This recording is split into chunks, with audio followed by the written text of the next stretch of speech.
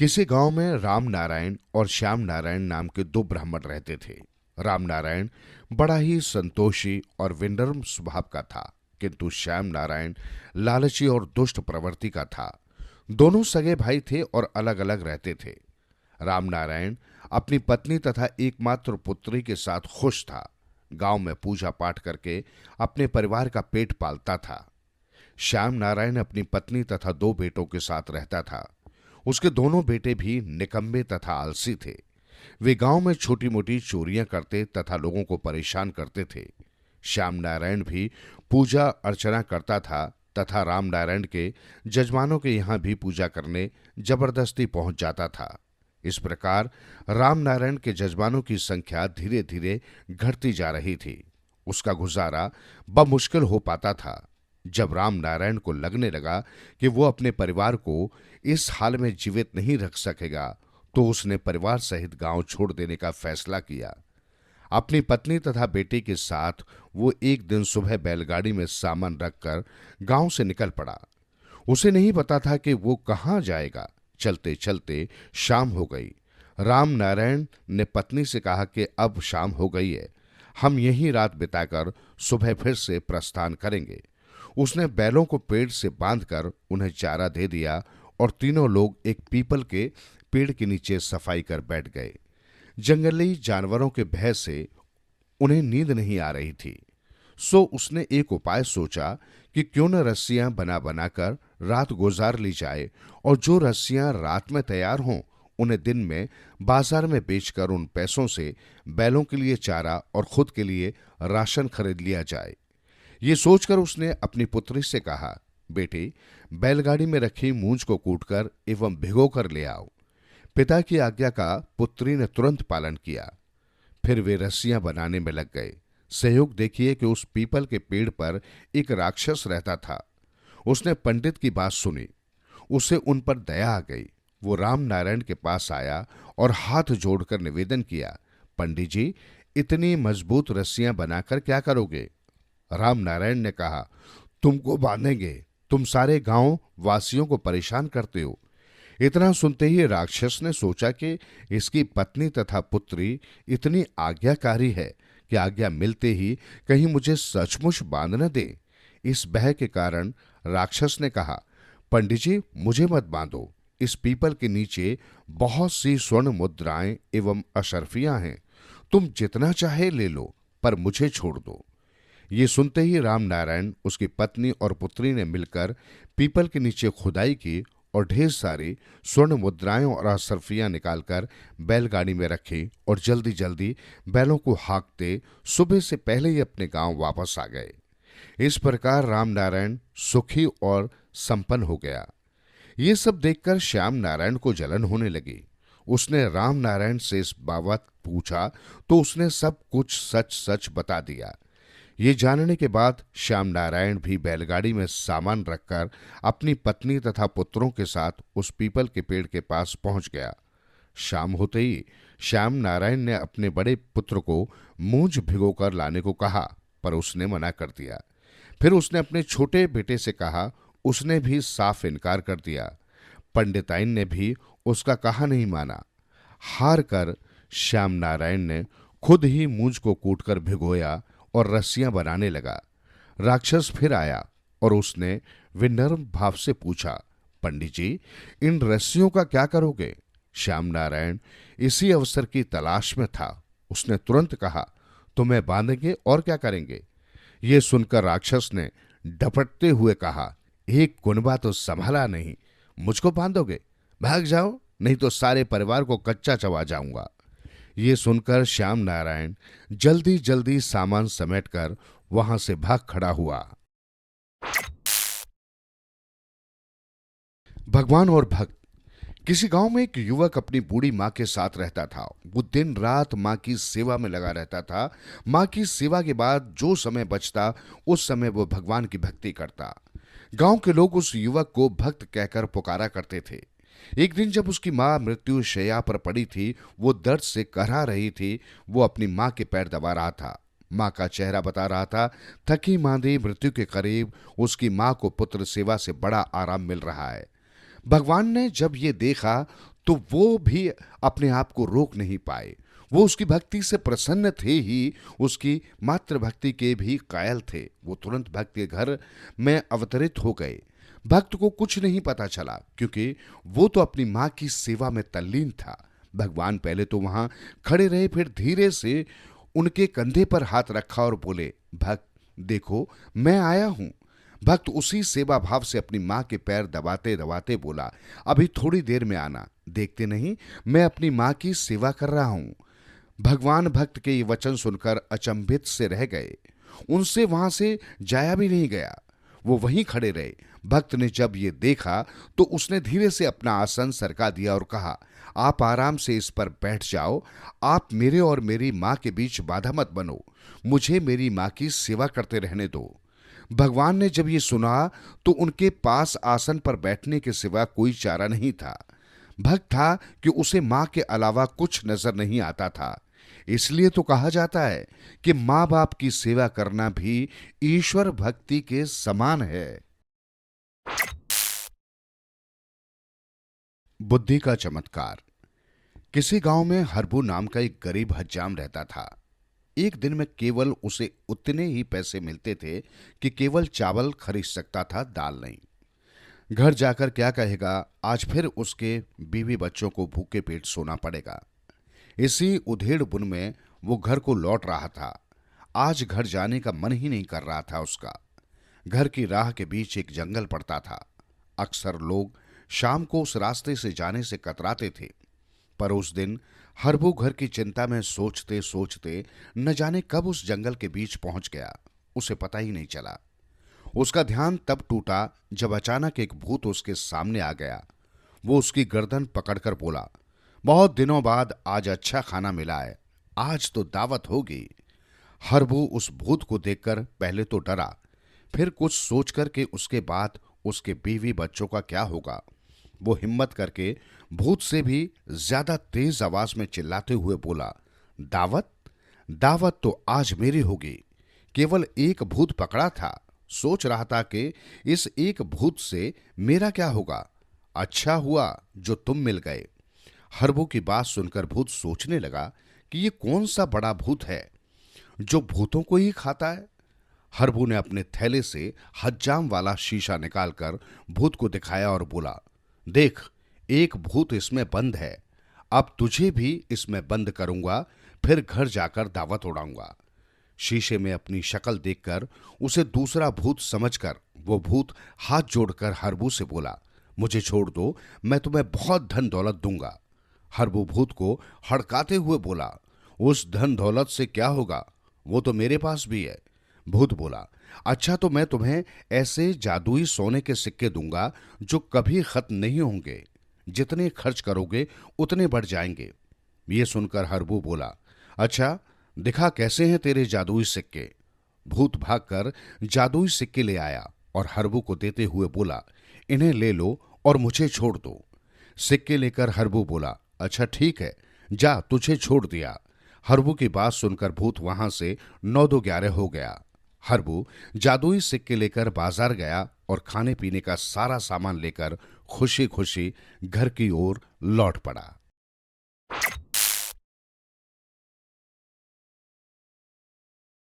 उनकी फुसफुसाहट ने उसको सावधान कर दिया। वो सांस रोककर खड़ा हो गया और कक्ष के भीतर होने वाला वार्तालाप सुनने लगा। बात करने वाले पति पत्नी थे। पत्नी कह रही थी, अब हमारी अवस्था ढल रही है, हम कब तक संसार में उलझे रहेंगे, अब हमें घर छोड़कर संन्यास ले लेना चाहिए। पति बोला, तुम्हारा कहना ठीक है, पर यह भी तो बताओ कि हम अपना घर और संपत्ति किसे देंगे, हमारी कोई संतान तो है नहीं।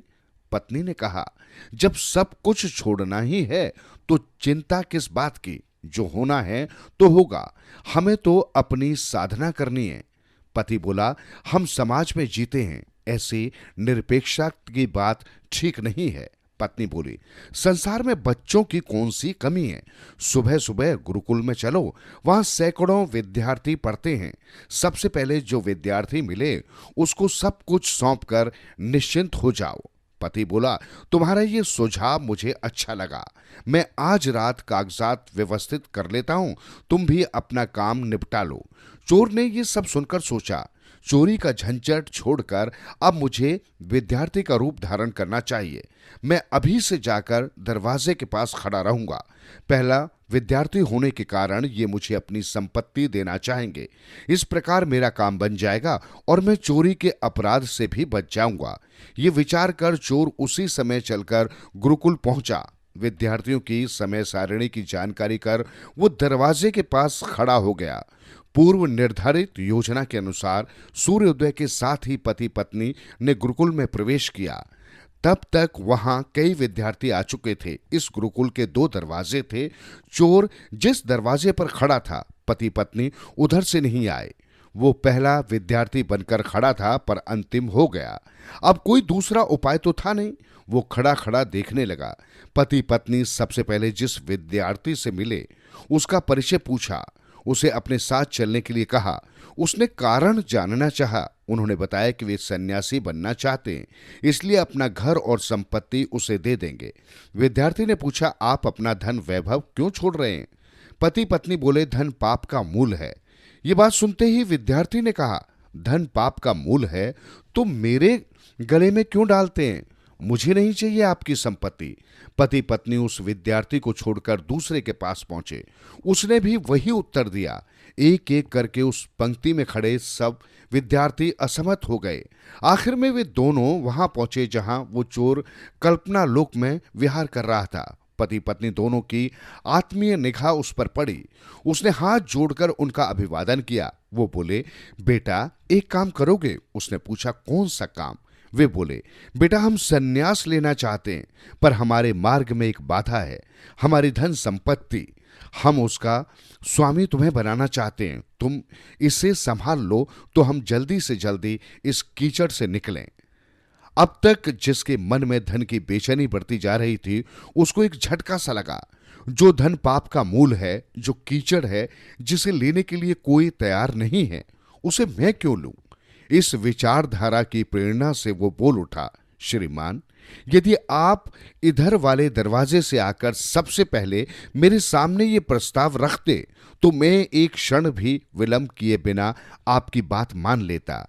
पर अब मुझे बोध हो गया है, इस पाप के मूल को मैं अपने गले में क्यों डालूं?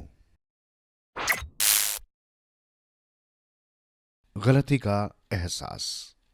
किसी गांव में विट्ठल नाम का एक लकड़हारा रहता था। उसी गांव में एक संत भी अपनी कुटिया में रहते थे। लकड़हारा संत का बड़ा भक्त था। सुबह जंगल में लकड़ियां काटने जाता तो उनका आशीर्वाद लेकर जाता।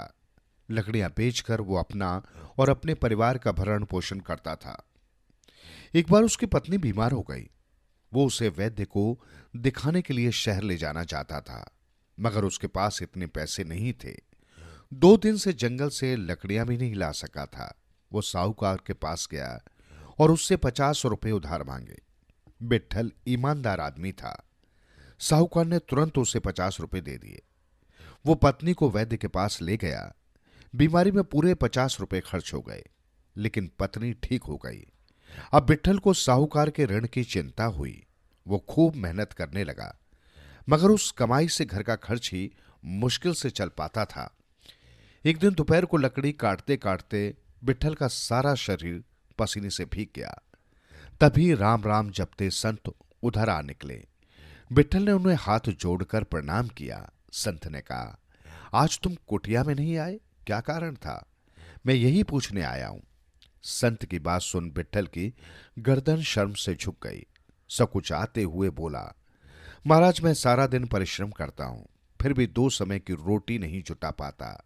गांव का साहूकार कुछ भी काम नहीं करता, फिर भी उसके पास बहुत सा धन है। मुझे साहूकार के ऋण की चिंता हो रही है। संत मुस्कुराए। उन्होंने विट्ठल को एक कटोरा दिया और कहा, तुम सारा दिन मेहनत करके जितने पैसे की लकड़ी बेचते हो, वे सारे पैसे कटोरे में डाल देना। तुम्हारे पैसे 2 गुने हो जाएंगे। तब तुम आसानी से साहूकार का ऋण उतार सकोगे। कटोरा पाकर विट्ठल बहुत खुश हुआ। लकड़ी बेचकर आया, पैसे गिने, पूरे 8 रुपए थे। उसने तुरंत उन्हें कटोरे में डाल दिया। कटोरे में डालते ही पैसे दुगने हो गए। ये देख विट्ठल खुशी से उछल पड़ा। अरे सचमुच, ये तो 16 रुपए हो गए। ज्यों ज्यों समय बीतता गया, विट्ठल साहूकार का ऋण भूनने लगा। वो सुबह जल्दी नहीं उठता था। उसे पता था रुपए दोगुने हो जाएंगे। दिन चढ़ने पर जंगल में जाता और शाम को भी जल्दी लौट आता था। अनाप शनाप खर्च करने के कारण ऐसी हालत हो गई कि अगर रुपए न बढ़े तो भूखों मरने की नौबत आ सकती है। एक दिन विट्ठल के सिर में दर्द था, जिसके कारण वो जंगल में लकड़ियां काटने नहीं जा सका। खाली कटोरा सामने रखा था।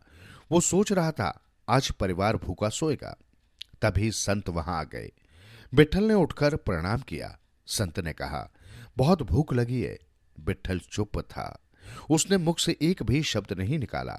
संत पुनः बोले, विट्ठल, तुमने जो कमाया है, क्या उसमें से आधा हिस्सा मुझे नहीं दे सकते?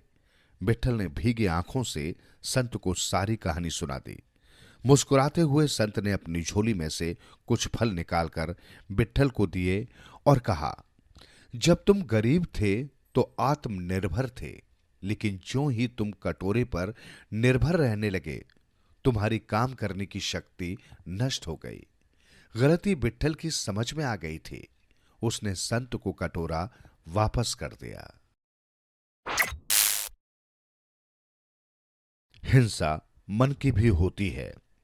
एक राजा भगवान महावीर का परम भक्त था। एक बार वो शिकार खेलने वन में गया। वहां उसके बाण से एक गर्भवती हिरनी मारी गई। राजा को इसका बड़ा पश्चाताप हुआ। वो प्रायश्चित करने के लिए भगवान महावीर के पास गया। राजा ने अपनी बात बताई और इस हत्या के प्रायश्चित का उपाय बताने का अनुरोध किया। भगवान महावीर बोले, राजन, इस दुष्कृत्य के लिए तुम्हें नरक में जाना पड़ेगा। राजा ने पूछा, नरक से बचने का ऐसा क्या उपाय है कि मुझे नरक में न जाना पड़े? भगवान महावीर बोले, राजन, एक उपाय है। तुम्हारे राज्य में एक कसाई है। वो प्रतिदिन भैंसों का वध करता है। यदि तुम उस कसाई से एक दिन के लिए उन भैंसों का रक्तपात रुकवा दोगे तो नरक में जाने से बच जाओगे। ये सुनकर राजा बहुत खुश हुआ। बोला, ये काम तो बहुत आसान है। ये कहकर राजा ने अपने सैनिकों को कसाई के पास भेजा और एक दिन के लिए हिंसा त्यागने के लिए अनुविनय की। उसे मुंह मांगा धन देने का प्रलोभन भी दिया, लेकिन वो नहीं माना। इस पर राजा ने कसाई को सूखे कुएं में डालने का आदेश दे दिया। उसे विश्वास था कि कसाई अब हिंसा नहीं कर पाएगा।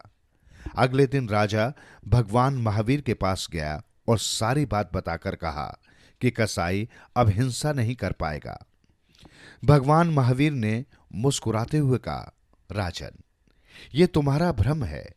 वो कसाई हिंसा कर्म का इतना अभ्यास तो हो चुका है कि दुष्कर्म नहीं छोड़ सकता।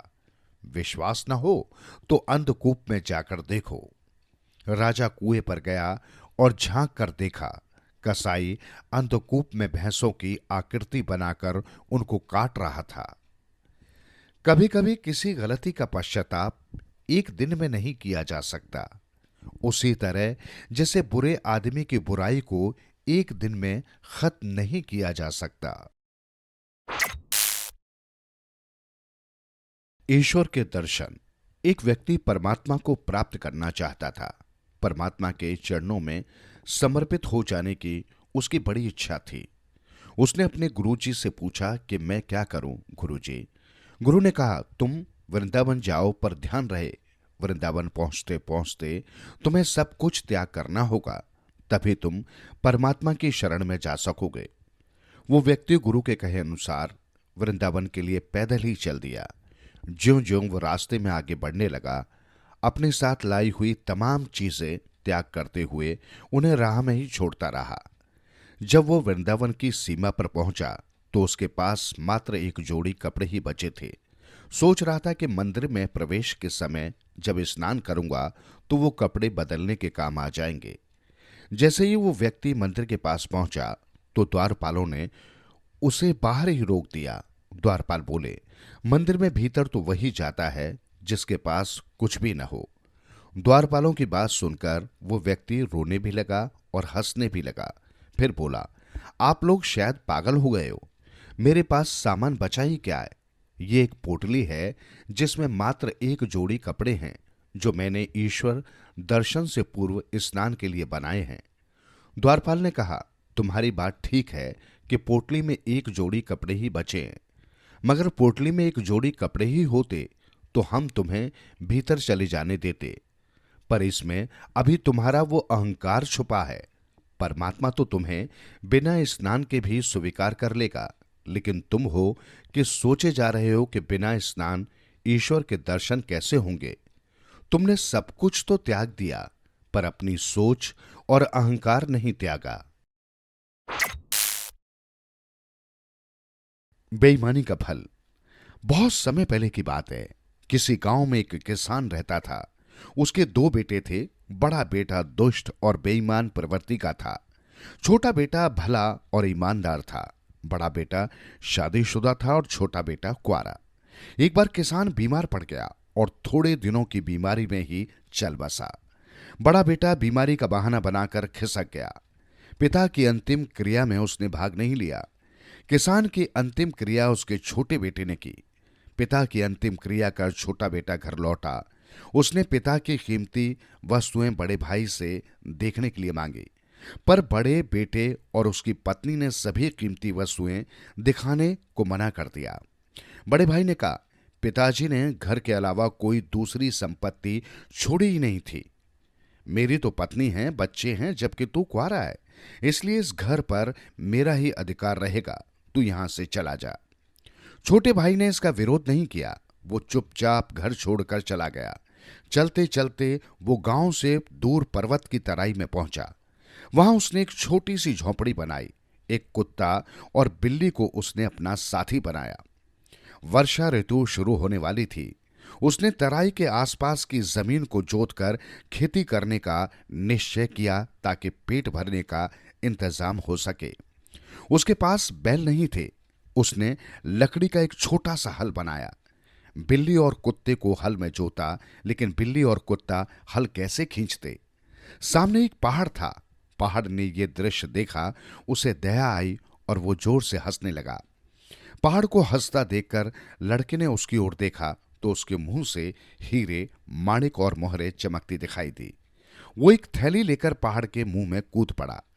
थैली में हीरे, माणिक और मोहरे भरकर वो पहाड़ के मुंह से बाहर आ गया। हीरे, माणिक और मोहरों से भरी थैली लेकर वो अपने गांव लौट आया। वहां उसने सुंदर और विशाल मकान बनवाया, जमीनें खरीदी, बैल खरीदे, नौकर चाकर रखे। वो खेती करने लगा। उसकी शादी भी हो गई। अब उसकी गिनती धनी लोगों में होने लगी। छोटे भाई की सुख समृद्धि देखकर बड़े भाई को आश्चर्य हुआ। एक दिन वो छोटे भाई के घर गया। अपने बड़े भाई का उत्साहपूर्वक स्वागत किया। बड़े भाई ने पूछा, ये सारी संपत्ति तुम्हारे पास कैसे आई।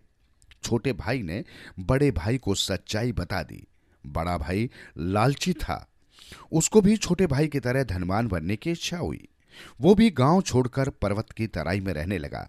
कुत्ते और बिल्ली पाले। वर्षा ऋतु आई तो बड़े भाई ने भी लकड़ी का छोटा सा हल बनाया। कुत्ते और बिल्ली को हल में जोता।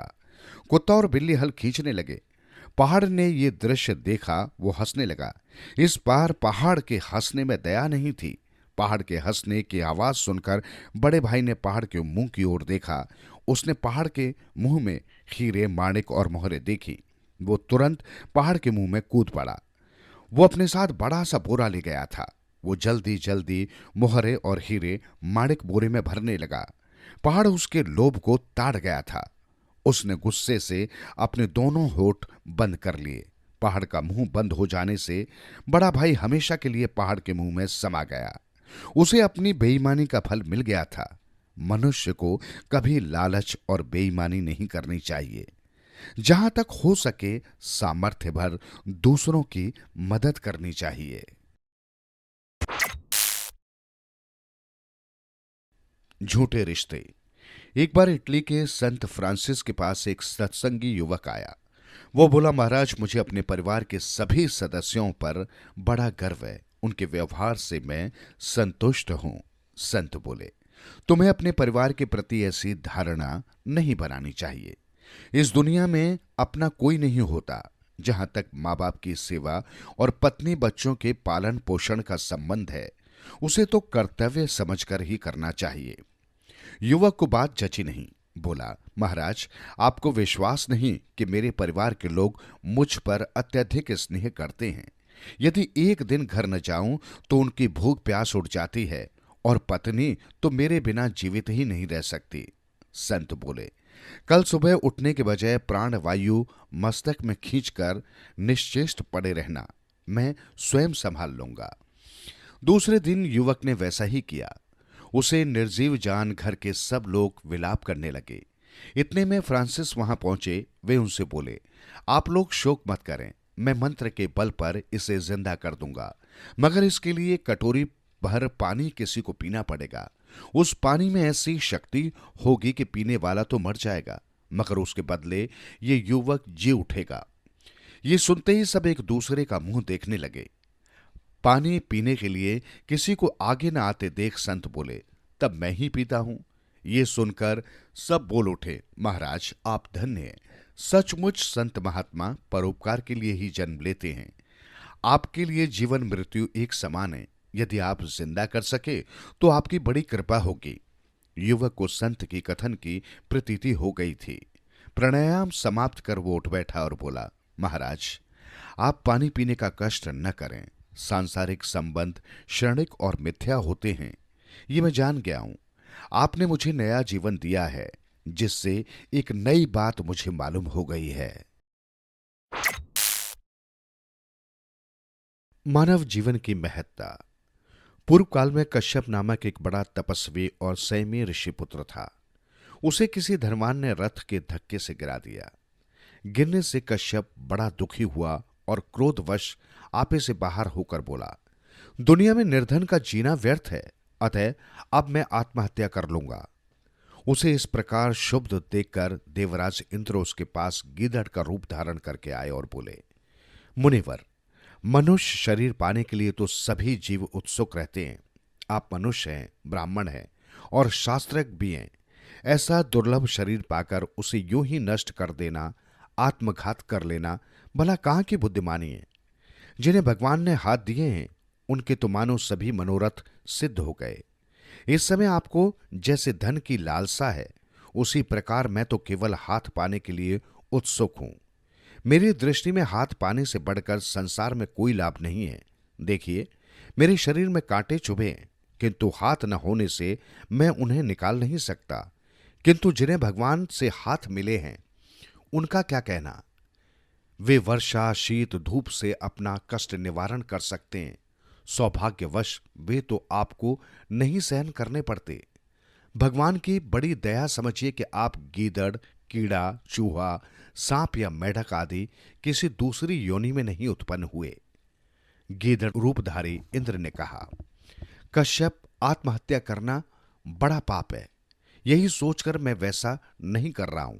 अन्यथा देखिए, मुझे ये कीड़े काट रहे हैं, किंतु हाथ न होने से मैं इनसे अपनी रक्षा नहीं कर सकता। आप मेरी बात मानिए, आपको वेदोक्त कर्म का वास्तविक फल मिलेगा। आप सावधानी से स्व अध्याय और अग्निहोत्र कीजिए, सत्य बोलिए, इंद्रियों को अपने काबू में रखिए, दान दीजिए, किसी से स्पर्धा न कीजिए। विप्र, ये श्रृंखला योनि मेरे कुकर्मों का परिणाम है। मैं तो रात दिन अब कोई ऐसा साधन करना चाहता हूं जिससे किसी प्रकार आप जैसी मनुष्य योनि प्राप्त हो सके। काश्यप को मानव देह की महत्ता का ज्ञान हो गया। उसे ये भी भान हुआ कि ये कोई प्राकृत श्रृंखला नहीं, अपितु श्रृंखला वेश में शचीपति इंद्र ही हैं। उसने उनकी पूजा की और उनकी आज्ञा पाकर घर लौट आया। मनुष्य जीवन की बाध्यता। एक शिष्य ने अपने गुरु से पूछा, गुरुजी, आप कहते हैं कि मनुष्य होने की कई बाध्यताएं हैं और यही बाध्यताएं हम में से अधिकांश के प्रभु प्राप्ति के मार्ग में बाधक है। जितना इस बारे में सोचता हूं, मेरी बुद्धि उतनी ही परेशान कर डालती है। गुरुजी ने कहा, वत्स, चिंतित होने की आवश्यकता नहीं है। शीघ्र ही तुम्हारी शंका का समाधान हो जाएगा। कुछ दिन बाद गुरुजी अपने शिष्य के साथ एक जंगल से गुजर रहे थे। जंगल में उन्होंने देखा कि एक झील में प्रवासी पक्षियों के झुंड किरणा कर रहे हैं। बड़ा ही मनमोहक दृश्य था। सभी उस दृश्य को निहार उसका आनंद ले रहे थे। शिष्य अचानक बोल उठा, गुरुजी, क्या सुंदर दृश्य है। ये पक्षी हजारों लाखों मील का सफर तय कर यहां आए हैं। ये क्रीड़ा कर रहे हैं, आनंदित हो रहे हैं। गुरुजी ने कहा, याद है तुमने अभी कुछ समय पूर्व एक प्रश्न पूछा था। मनुष्य जीवन की बाध्यता है कि हमने अपने आप को बांध रखा है। हम मुक्त नहीं हैं। इन पक्षियों को देखो, जीवन इन्हें जहां ले जाता है ये जाते हैं। जीवन की पुकार सुनते हैं, चल पड़ते हैं, मगर मनुष्य अपने को मुक्त नहीं कर पाया है। हमने अपने आप को कई तरह के बंधनों में बांध रखा है। हम में से कोई हिंदू है, कोई ईसाई है, कहीं हम भारतीय हैं, कहीं चीनी हैं, कहीं अमेरिकी, कहीं हम काले हैं, कहीं हम गोरे हैं। मनुष्य ने अपने आप को रंगों, जातियों, भाषाओं, संस्कृतियों, धर्मों भी न जाने कितने कितने बंधनों में बांध रखा है। हम लाख चाहें, कितनी भी कोशिश कर लें, हम सब इससे बच नहीं सकते। मनुष्य होने की यही बाध्यता हमारे प्रभु मार्ग में बाधक है। यही बंधन हमें मुक्त नहीं होने देता। अगर हम इन बंधनों को तोड़ सकें, तभी हम अपना दीप स्वयं बन सकते हैं, सत्य जान सकते हैं। नेकी कभी बेकार नहीं जाती। किसी गांव में एक लकड़हारा अपनी पत्नी के साथ रहता था। वो बहुत गरीब था। वो किसी भी दुखी बच्चे को देखकर परेशान हो जाता था। वो बहुत ही उदार और कोमल हृदय का मालिक था। एक बार उसकी पत्नी बहुत बीमार पड़ गई। उस दिन लकड़हारा बहुत सी लकड़ियां काट कर लाया और उन्हें बेचकर जो पैसे मिले, वो उन पैसों से दवाई खरीदने जा रहा था कि रास्ते में अचानक उसे एक बच्ची मिली जो एक पेड़ के नीचे खड़ी रो रही थी। लकड़हारा उस बच्ची के पास पहुंचा और पूछा, बेटा क्या बात है, तुम रो क्यों रही हो? बच्ची ने रोते रोते कहा, मेरी माँ बहुत बीमार है और मेरे पिताजी नहीं हैं। मैं ही अपनी माँ का सहारा हूं। मुझे उसकी दवाई लानी है, जिसके लिए मेरे पास एक भी पैसा नहीं है। बच्चे की दुख भरी बात सुनकर लकड़हारा अपना दुख भूलकर अपनी पत्नी की दवाई लाने वाले पैसे उस बच्ची को दे दिए। पैसे लेते ही वो बच्ची एक सुंदर परी में परिवर्तित हो गई। ये दृश्य देखकर लकड़हारा हैरान रह गया। परी ने कहा, मेरा नाम नीलम है, तुम हैरान न हो। मैं नेक दिल लोगों की तलाश में रहती हूं ताकि उनकी सहायता कर सकूं। मैं तुम्हारी परीक्षा ले रही थी जिसमें तुम कामयाब हो गए। ये कहकर परी ने अपने हाथ की छड़ी को हवा में लहराया तो एक छोटी सी मटकी लकड़हारे के हाथ में आ गई। परी बोली, ये तुम्हारा इनाम है। इसमें हाथ डालकर जो कुछ भी तुम मांगोगे तुम्हें मिलेगा। ये कहकर परी गायब हो गई। लकड़हारे ने उसी मटकी के द्वारा पत्नी के लिए दवा प्राप्त की और खुशी खुशी घर आ गया। इस तरह नेकी कभी बेकार नहीं जाती। नियमों का पालन। प्रयाग में भारद्वाज नाम के एक ऋषि रहते थे। उनका आश्रम त्रिवेणी संगम के पास था। आधी रात का समय था। ऋषि तपस्या में लीन थे। उनका नियम था कि वे रोज 18 घंटे लंबी समाधि लगाते थे। तभी किसी ने जोर से दरवाजा खटखटाया। वे उस समय योग साधना में लीन होने की वजह से गहरी समाधि में जा चुके थे। कई बार दरवाजा खटखटाने के बाद ऋषि भारद्वाज ने पूछा, कौन है इतनी रात गए? बाहर से आवाज आई, मैं धर्मपाल हूं, आपका आश्रय चाहता हूं। भारद्वाज ने दरवाजा खोला और बोले, आओ वत्स। धर्मपाल जब अंदर आ गया तो ऋषि ने देखा, अभी 14 साल का ही तो है ये, कहां से आया इतनी रात गए? सुबह हुई। धर्मपाल ने अपना पूरा परिचय दिया और ऋषि से अपना शिष्य स्वीकार करने का निवेदन किया। ऋषि बोले, वत्स, सत्य साहस, सदाचरण, आज्ञा पालन और कर्तव्य पालन क्या तुमने अभी तक किया अपने बड़ों का? धर्मपाल ने कहा, ऋषिवर, मेरा अभी तक का जीवन बहुत ही पतित रहा। इससे इन मूल्यों एवं आदर्शों को नहीं सीख पाया। ऋषि ने कहा, वत्स, जो अपने माता पिता के बताए नेक रास्ते पर चलने से कतराता या उल्लंघन करता है, वो गुरु की आज्ञाओं एवं नियमों का पालन कैसे कर पाएगा। इसलिए पहले तुम नियमों के पालन के लिए संकल्प, संस्कार और व्यवहार सीखो। माता पिता के पास जाकर माफी मांगो, अपनी कमियों को दूर करने का संकल्प लो, फिर मेरे गुरुकुल के लायक बनोगे। धर्मपाल जीवन के नियमों, आदर्शों और व्यवहारों को सीखने के लिए घर लौट गया। फिर यही धर्मपाल आगे चलकर प्रसिद्ध व्याकरण आचार्य धर्मपाल कहलाए। पागलपन का अनुभव। एक व्यक्ति पागलपन का अनुभव करना चाहता था। उसके मित्र ने उससे सलाह दी कि तुम पागलों वाली हरकतें शुरू कर दो, तुम्हें अपने आप पागलपन का अनुभव हो जाएगा। मित्र की सलाह मानकर उस व्यक्ति ने पागलों जैसी हरकतें शुरू कर दी। उसकी पागलों वाली हरकतें देखकर घर के लोग उसे पागलों के डॉक्टर के पास ले गए। डॉक्टर ने उसकी जांच कर उसे 6 महीने के लिए पागल खाने में भर्ती करने का नुस्खा जारी कर दिया। 6 महीने पागल खाने में गुजारने के बाद वो वहां से छूटकर बाहर आया। बाहर आने पर उसके मित्र ने पूछा, बताओ दोस्त, कैसा रहा पागलपन का अनुभव। अपने अनुभव को उसने कुछ इस तरह से बयां किया, मित्र, जब तक मैं पागलों वाली हरकतें कर रहा था सब कुछ ठीक था। पागल खाने में भी मुझे कोई परेशानी नहीं थी, पागलों को भी मुझसे कोई परेशानी नहीं थी। असली दिक्कत तो उस समय शुरू हुई जब मैंने ये बताने की कोशिश की कि मैं ठीक हूं, मैं पागल नहीं हूं। उसके बाद मैंने जो झेला वो मैं ही जानता हूं। लगता था मैं न जाने कहां से यहां आ गया हूं। मैंने पागल खाने में आकर ये गलती कर दी है। पागल मुझे पीटते थे, मुझे नोचते थे, बर्दाश्त नहीं होता था। मैं पागल खाने से बाहर आना चाहता था। मैं डॉक्टरों को समझाया, मैं ठीक हूं, मैं पागल नहीं हूं, पर मेरी कोई भी नहीं सुनता था। सभी कहते थे हर पागल यही कहता है।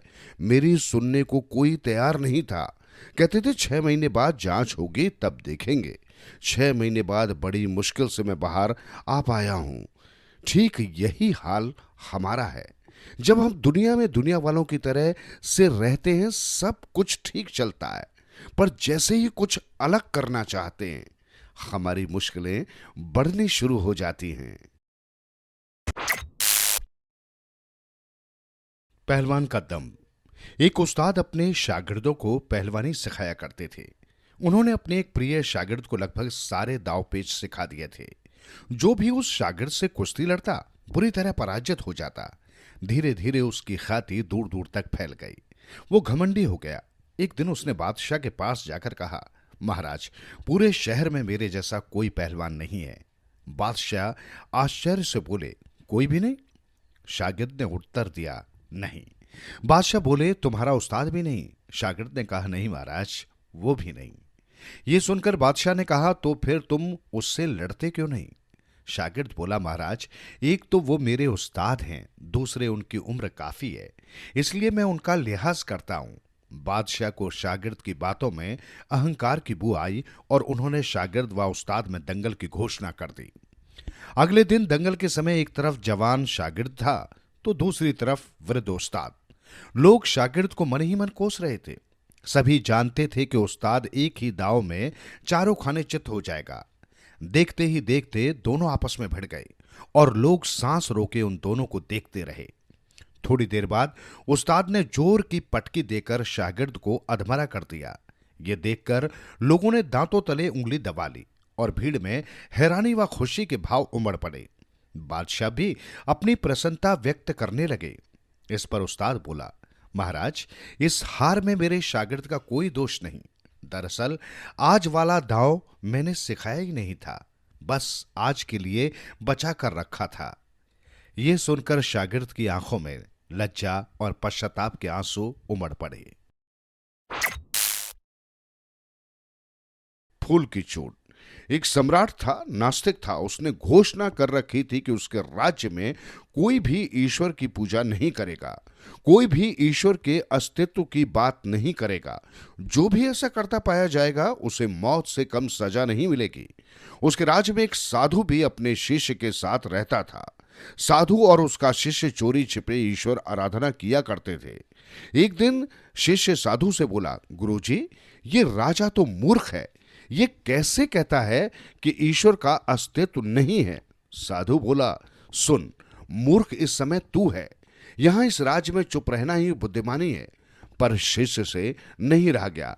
वो लोगों के बीच घूम घूम कर कहने लगा कि ईश्वर का अस्तित्व तो है। आखिरकार जो होना था वो हुआ। राजा को पता चल गया कि एक व्यक्ति जो प्रजा में ये कहता घूम रहा है कि ईश्वर का अस्तित्व है। राजा ने शिष्य को पकड़वा कर बुलाया। उसे सरेआम बीच चौराहे पर प्रजा से तब तक पत्थर मारने का हुक्म सुनाया जब तक कि वो मर न जाए। उससे चौराहे पर खड़ा कर दिया गया। लोग आते, उसे पत्थर मारते, उस पर कूड़ा करकट फेंकते, उसे गालियां देते। पर शिष्य हंस रहा था। उसे जब भी कोई पत्थर लगता वो जोर से हंस देता। पत्थर मारने वालों की उस भीड़ में उसका गुरु, वो साधु भी था। जब उसके पत्थर मारने की बारी आई तो उसने पत्थर की जगह अपने शिष्य पर फूल दे मारा। फूल लगते ही शिष्य रोने लगा। तब किसी आदमी ने उससे धीरे से कहा, तुम पत्थर लगने पर हंसते थे और फूल लगने पर रो रहे हो। शिष्य रोते रोते बोला, पत्थर मारने वाले माफ किए जा सकते हैं क्योंकि वे भूलवश ऐसा कर रहे हैं, पर जिसने ये फूल मारा है वो जानता है कि मैं ठीक हूं, इसलिए रोता हूं। प्यार का जादू। किसी गांव में एक चोर रहता था। एक बार उसे कई दिनों तक चोरी करने का अवसर ही नहीं मिला, जिससे उसके घर में खाने के लाले पड़ गए। अब वो मरता क्या न करता। रात के लगभग 12 बजे गांव के बाहर बनी एक साधु की कुटिया में घुस गया। वो जानता था कि साधु बड़े त्यागी हैं, अपने पास कुछ नहीं रखते। फिर भी सोचा, खाने पीने को ही कुछ मिल जाएगा तो 1-2 दिन का गुजारा चल जाएगा। जब चोर कुटिया में प्रवेश कर रहा था, संयोगवश उसी समय साधु बाबा ध्यान से उठकर लघु शंका के निमित्त बाहर निकले। चोर से उनका सामना हो गया। साधु उसे देखकर पहचान गए क्योंकि साधु ने उसे पहले कई बार देखा था, पर साधु ये नहीं जानते थे कि वो चोर है। उन्हें आश्चर्य हुआ कि वो आधी रात को यहां क्यों आया। साधु ने बड़े प्रेम से पूछा, कहो बालक, आधी रात को कैसे कष्ट किया, कुछ काम है क्या? चोर बोला, महाराज, मैं दिन भर का भूखा हूं। साधु बोले, ठीक है, आओ बैठो। मैंने शाम को धुनी में कुछ शकरकंद डाले थे, वे भुन गए होंगे, निकाल देता हूं, तुम्हारा पेट भर जाएगा। शाम को आ गए होते तो जो था हम दोनों मिलकर खा लेते। पेट का क्या है बेटा, अगर मन में संतोष हो तो जितना मिले उसमें ही मनुष्य खुश रह सकता है। ये कहकर साधु ने दीपक जलाया, चोर को बैठने के लिए आसन दिया, पानी दिया और एक पत्ते पर भुने हुए शकरकंद रख दिए। फिर पास में बैठकर उसे इस तरह खिलाया जिससे कोई मां अपने बच्चे को खिलाती है। साधु बाबा के सद्व्यवहार से चोर निहाल हो गया। सोचने लगा, एक मैं हूं और एक बाबा है। मैं चोरी करने आया और ये इतने प्यार से खिला रहे हैं। मनुष्य ये भी हैं और मैं भी हूं। साधु के आधे घंटे के समागम से चोर के कितने ही मलिन संस्कार नष्ट हो गए। साधु के सामने अपना अपराध कबूल करने को उसका मन उतावला हो उठा। फिर उसे लगा कि साधु बाबा को पता चलेगा कि मैं चोरी की नीयत से आया था तो उनकी नजर में मेरी क्या इज्जत रह जाएगी, क्या सोचेंगे। बाबा के कैसा पतित प्राणी है जो मुझ संत के यहां चोरी करने आया। फिर उसने निश्चय किया कि वो साधु को सच सच बता देगा। भोजन करने के बाद साधु ने कहा, बेटा, अब इतनी रात में तुम कहां जाओगे? मेरे पास एक चटाई है, इसे ले लो और आराम से यहां सो जाओ, सुबह चले जाना। नेकी की मार से चोर दबा जा रहा था। वो साधु के पैरों में गिर पड़ा और फूट फूट कर रोने लगा। साधु समझ न सके कि क्या हुआ। साधु ने उसे प्रेम पूर्वक उठाया, प्रेम से सर पर हाथ फेरते हुए पूछा, बेटा क्या हुआ, तुम रो क्यों रहे हो? चोर बोला, महाराज मैं एक बड़ा अपराधी हूं। साधु बोले, बेटा भगवान सबके अपराध क्षमा करने वाले हैं। उनकी शरण में जाने से वे हमारे बड़े से बड़े अपराध क्षमा कर देते हैं। तू उन्हीं के शरण में जा। चोर बोला, महाराज मेरे जैसे पापी का उद्धार नहीं हो सकता। साधु ने कहा, अरे पगले, भगवान ने कहा है यदि कोई अतिशय दुराचारी भी अनन्य भाव से मेरे भक्त होकर मुझको भसता है तो वो साधु ही मानने योग्य है। चोर बोला, नहीं महाराज, मैंने बड़ी बड़ी चोरियां की है। आज भी मैं भूख से व्याकुल होकर आपके यहां चोरी करने आया था, लेकिन आपके सद्व्यवहार ने तो मेरा जीवन ही पलट दिया। आज मैं आपके सामने कसम खाता हूं कि आगे कभी चोरी नहीं करूंगा, किसी को नहीं सताऊंगा। आप मुझे अपनी शरण में लेकर अपना शिष्य बना लीजिए। साधु के प्यार के जादू ने चोर को साधु बना दिया। उसने अपना पूरा जीवन उन साधु के चरणों में सदा के लिए समर्पित करके अमूल्य मानव जीवन को अमूल्य से अमूल्य परमात्मा को पाने के रास्ते में लगा दिया। सब एक समान। बात यूनान की है। एक बार वहां खुले स्थान पर एक बड़ी प्रदर्शनी लगी थी। यूनान की रानी ने राजा से आग्रह किया, हमें भी प्रदर्शनी देखने के लिए जाना चाहिए। नए कलाकारों को उनकी कला के लिए प्रोत्साहन देना भी राजा का दायित्व बनता है। राजा ने कहा, ठीक है, हम कल ही प्रदर्शनी देखने जाएंगे। उस प्रदर्शनी में अपोलो की बहुत ही सुंदर मूर्ति थी। अपोलो को यूनानी अपना भगवान मानते हैं। राजा ने अपने जीवन में अपोलो की मूर्ति तस्वीरें बहुत देखी थी। इस तस्वीर में उसे कुछ अलग ही दिखाई दिया।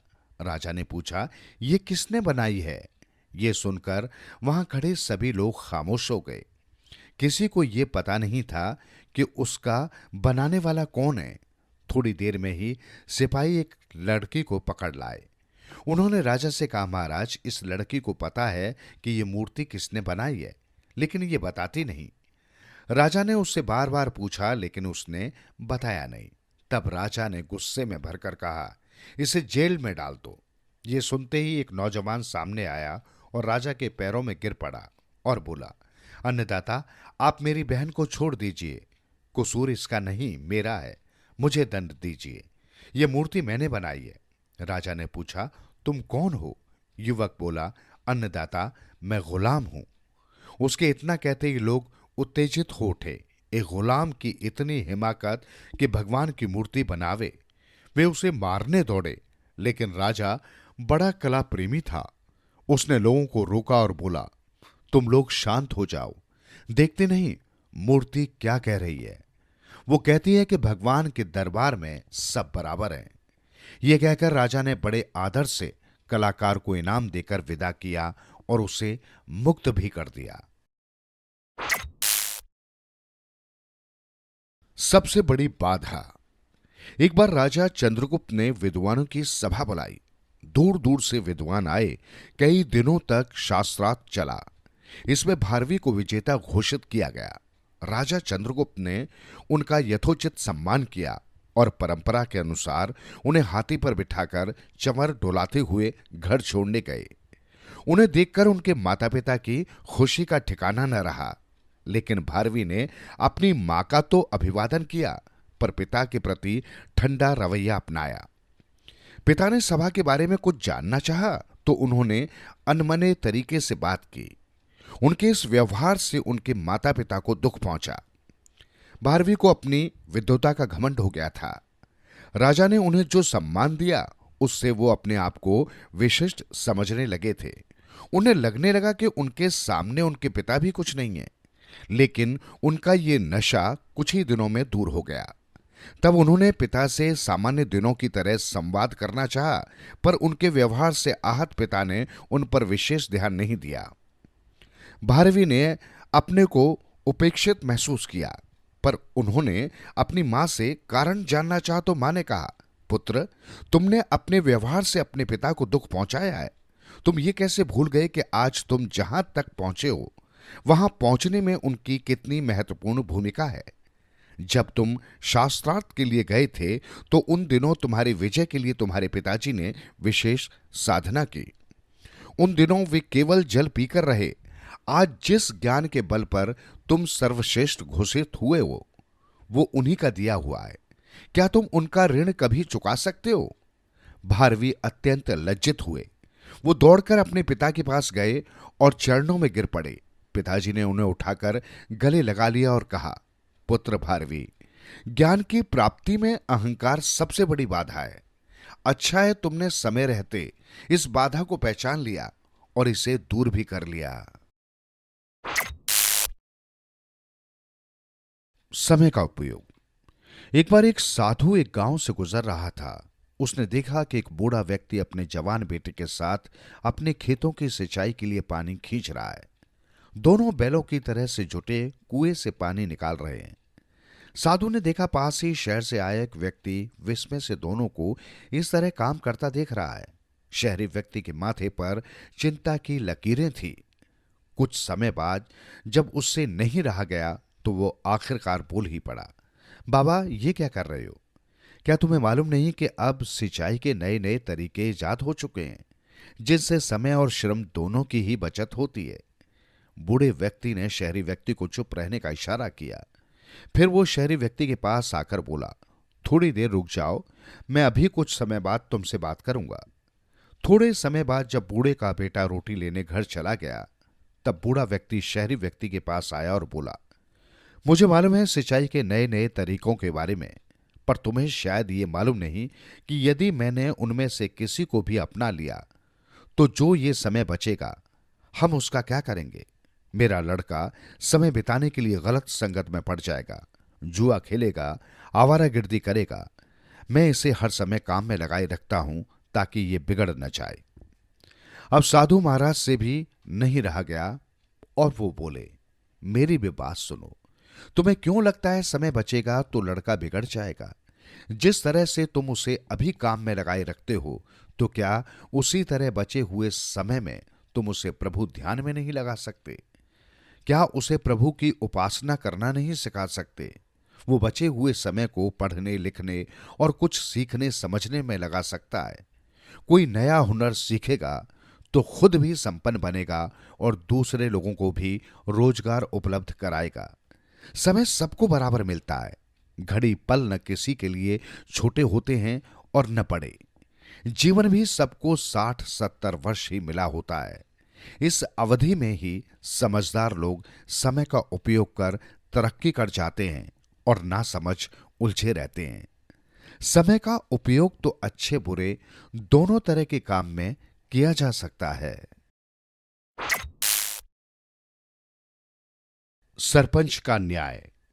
किसी गांव में रामधन और दीनदयाल नाम के दो मित्र रहते थे। एक बार रामधन को किसी काम से परिवार सहित अपने रिश्तेदार के यहां किसी दूसरे गांव जाना था। रामधन ने दीनदयाल के घर जाकर उससे कहा, मित्र, मैं कुछ दिनों के लिए अपने परिवार सहित अपने रिश्तेदार के यहां जा रहा हूं। मेरी गाय तुम कुछ दिनों के लिए अपने पास रख लो। तब तक तुम इसके दाने पानी की व्यवस्था करना और इसका दूध भी तुम ही अपने उपयोग में ले लिया करना। मैं लौटकर तुमसे अपनी गाय वापस ले जाऊंगा। दीनदयाल बड़ा धूर्त और चालाक आदमी था। वो बोला, लेकिन बदले में तुम मुझे क्या दोगे? ऐसा करो कि अपनी गाय के थन मुझे दे देना, मैं बस दूध ही पीता रहूंगा।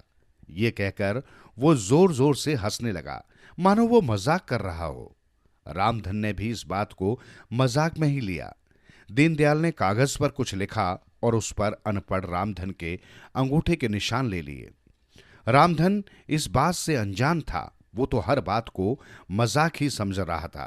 कुछ दिनों बाद ही वापस आ गया और दीनदयाल से अपनी गाय वापस लेने गया। किंतु दीनदयाल के मन में खोट था। वो बोला, रामधन, मैं तेरी गाय तुझे वापस कर दूंगा, परंतु तुझे अपने वायदे के अनुसार अपनी गाय के थन मुझे देने होंगे। ये कहकर उसने रामधन को वो अंगूठे वाला कागज दिखाया। ये देखकर रामधन के तो जैसे होश ही उड़ गए। वो तुरंत ही गांव के सरपंच के पास गया और उसे सब कुछ सुनाया। अगले दिन ही सरपंच ने पंचायत बुलाई और सभी की उपस्थिति में अपना निर्णय सुनाया। ठीक है, रामधन ने तुम्हें गाय के थन देने का करार दिया था, किंतु रक्त की एक बूंद का भी इकरार नहीं किया गया है। यदि थन काटते समय रक्त की एक बूंद भी टपकी तो तुम्हारी चमड़ी उधेड़ दी जाएगी। दीनदयाल ने तो इस बारे में कुछ सोचा ही नहीं था। उसने चुपचाप रामधन को उसकी गाय लौटा दी।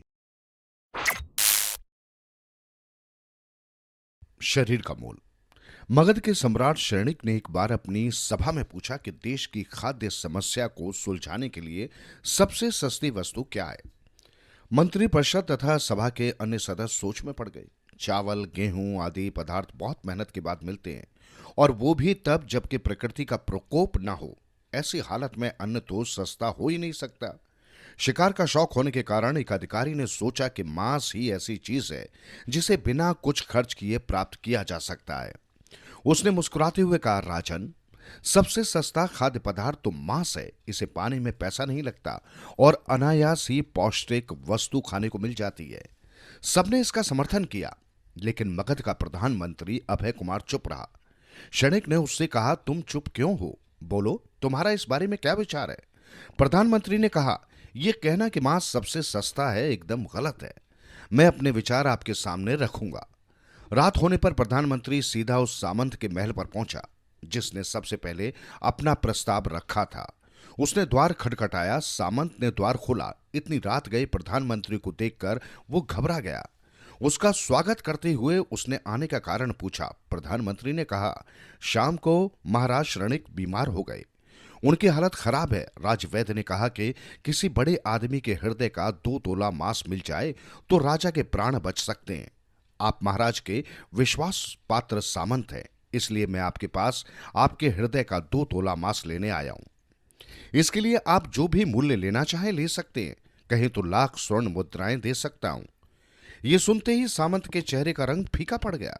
वो सोचने लगा कि वो जीवित ही नहीं रहेगा, तब लाख स्वर्ण मुद्राएं भी किस काम आएंगी। ये सोच उसने प्रधानमंत्री के पैर पकड़कर माफी चाही और अपनी तिजोरी से लाख स्वर्ण मुद्राएं देकर कहा कि इस धन से वो किसी और सामंत के हृदय का मांस खरीद ले। मुद्राएं लेकर प्रधानमंत्री बारी बारी से सभी सामंतों के द्वार पर पहुंचा और सबसे राजा के लिए हृदय का 2 तोला मांस मांगा, लेकिन कोई भी राजी नहीं हुआ। सबने अपने बचाव के लिए प्रधानमंत्री को 1 लाख, 2 लाख और किसी ने 5 लाख स्वर्ण मुद्राएं दे दी। इस प्रकार 1 करोड़ से ऊपर स्वर्ण मुद्राएं लेकर प्रधानमंत्री सवेरा होने से पहले अपने महल में पहुंच गया और राजा की बैठक में उसने राजा के सामने 1 करोड़ स्वर्ण मुद्राएं रख राजा श्रेणी से कहा, ये मुद्राएं किस लिए हैं? प्रधानमंत्री ने राजा को सारा हाल कह सुनाया। फिर बोला, आपने बचाव के लिए सामंतों ने ये मुद्राएं दी हैं। अब आप सोच सकते हैं कि मांस कितना सस्ता है। जीवन का मूल्य अनंत है। हम ये न भूलें कि जिस तरह हमें अपनी जान प्यारी होती है, उसी तरह सबको अपनी जान प्यारी होती है। श्रम का पुरस्कार। एक बार एक बहरूपिये ने राजा भोज के दरबार में आकर राजा से 5 रुपए की याचना की। राजा ने कहा कि वे कलाकार को पुरस्कार दे सकते हैं, दान नहीं। बहरूपिये ने स्वांग प्रदर्शन के लिए 3 दिन की मोहलत मांगी। अगले दिन राजधानी के बाहर टीले पर एक जूठधारी तपस्वी समाधि मुद्रा में शांत बैठा दिखाई दिया। उत्सुकतावश चरवाहे वहां इकट्ठा हो गए और उससे बोले, महाराज, आप कहां से पधारे? लेकिन तपस्वी के कानों में ये शब्द नहीं गए। वे मौन ही रहे। ना तो उनके नेत्र खुले और ना ही उनका शरीर ही रंज मात्र हिला। ये देख चरवाहे फिर बोले, बाबा, क्या कुछ भिक्षा ग्रहण करेंगे? किंतु इसका भी उन्हें उत्तर नहीं मिला।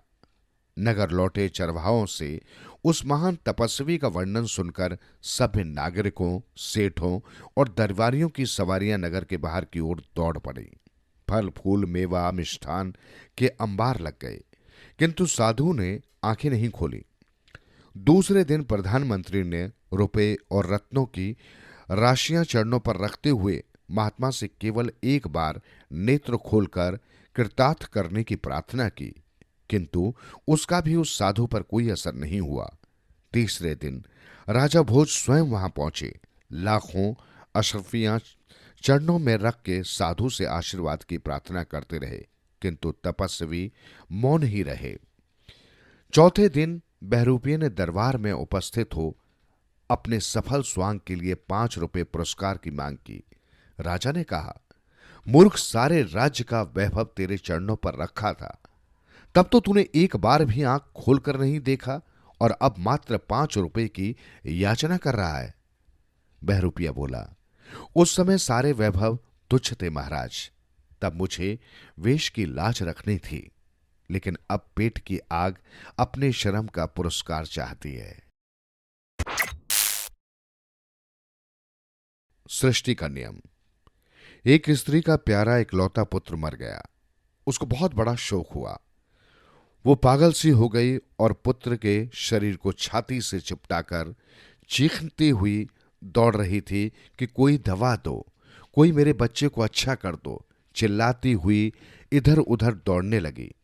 लोगों ने बहुत समझाया, परंतु उसकी समझ में कुछ नहीं आया।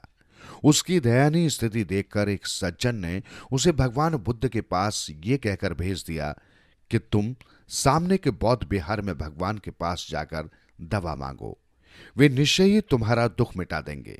वो स्त्री दौड़ी हुई गई और बच्चे को जिलाने के लिए भगवान बुद्ध से रो रो कर प्रार्थना करने लगी। भगवान बुद्ध ने कहा, तुमने बड़ा अच्छा किया, तुम यहां आ गई। बच्चे को मैं जिला दूंगा। तुम गांव में जाकर जिसके घर में आज तक कोई भी मरा ना हो, उससे कुछ सरसों के दाने मांग कर लाओ। बच्चे को अपनी छाती से चिपकाकर वो दौड़ी और लोगों से सरसों के दाने मांगने लगी। जब किसी ने देना चाहा, तब उसने कहा, तुम्हारे घर में आज तक कोई मरा तो नहीं है ना? मुझे उसी से सरसों लेना है जिसके घर में कभी कोई मरा ना हो। उसकी इस बात को सुनकर घर वालों ने कहा, भला ऐसा भी कोई घर होगा जिसमें कोई मरा ना हो? मनुष्य तो हर घर में मरते ही हैं। वो घर घर फिरी, पर सभी जगह एक ही जवाब मिला। तब उसकी समझ में आ गया कि मरना तो हर घर का रिवाज है। जो जन्मता है वो मरता ही है। मृत्यु किसी भी उपाय से टलती नहीं। टलती होती तो क्यों कोई अपने प्यारे को मरने देता? एक घर में ही नहीं, जगत भर में सभी जगह मृत्यु का विस्तार है। बस जब ये बात ठीक ठाक समझ में आ गई, तब उसने बच्चे के शरीर को ले जाकर शमशान में गाड़ दिया और लौटकर भगवान बुद्ध से सारी बात कह दी। भगवान बुद्ध ने उसे फिर समझाया, देखो, यहां जो जन्म लेता है उसे मरना ही पड़ेगा, यही नियम है। जैसे हमारे घर के मरते हैं, वैसे ही हम भी मर जाएंगे। इसलिए मृत्यु का शोक न करके उस स्थिति की खोज करनी चाहिए जिसमें पहुंच जाने पर जन्म ही ना हो। जन्म न होगा तो मृत्यु आप ही मिट जाएगी। बस समझदार आदमी को यही करना चाहिए। समय पर समझदारी से काम लेने वाला व्यक्ति जीवन में सुखी रहता है। सूझबूझ का फल। एक रेगिस्तानी इलाका था। वहां एक बुजुर्ग रहता था। उसकी कई पीढ़ियां वहां पर रहती आ रही थी। उनका समय समाप्त होने वाला था। जब उनको महसूस हुआ कि अब मैं ज्यादा दिन दुनिया में नहीं रहूंगा, मेरी मृत्यु करीब आ गई है, तो उसने अपने एक मित्र को पास बुलाया और कहा, मित्र, मैं तो अब संसार से कूच करने वाला हूं। तुम ऐसा करना कि मेरे जाने के बाद मेरी जायदाद को बांट देना।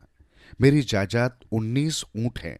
तुम इनको मेरे तीनों बेटों में इस प्रकार बांट देना जिससे बड़े बेटे को आधा हिस्सा, दूसरे बेटे को चौथा हिस्सा और तीसरे बेटे को 5वां हिस्सा मिले। थोड़े दिनों बाद उसका देहांत हो गया। उसका वो मित्र जब उसकी जायदाद बांटने लगा तो 19 ऊंटों का आधा हिस्सा कैसे करे? वहां बहुत भीड़ जमा हो गई और समस्या नहीं सुलझी।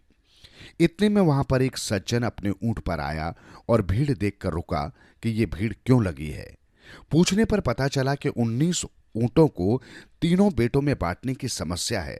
जो बड़े बेटे को कुल का आधा भाग, दूसरे को चौथाई भाग और तीसरे को 5वां भाग मिले। सबका दिमाग चकरा रहा था और कोई हल नहीं मिल रहा था।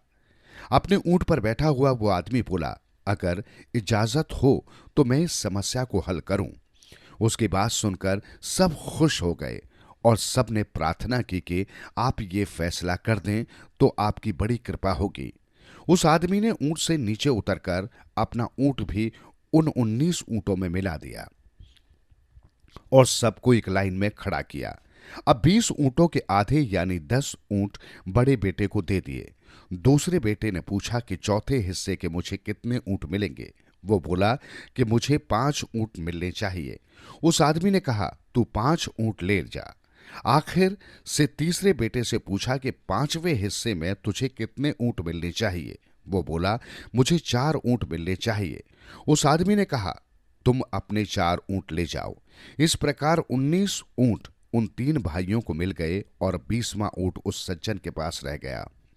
कहने का भाव, उस सज्जन ने जो अपना ऊंट शामिल किया वो न कम हुआ न ज्यादा।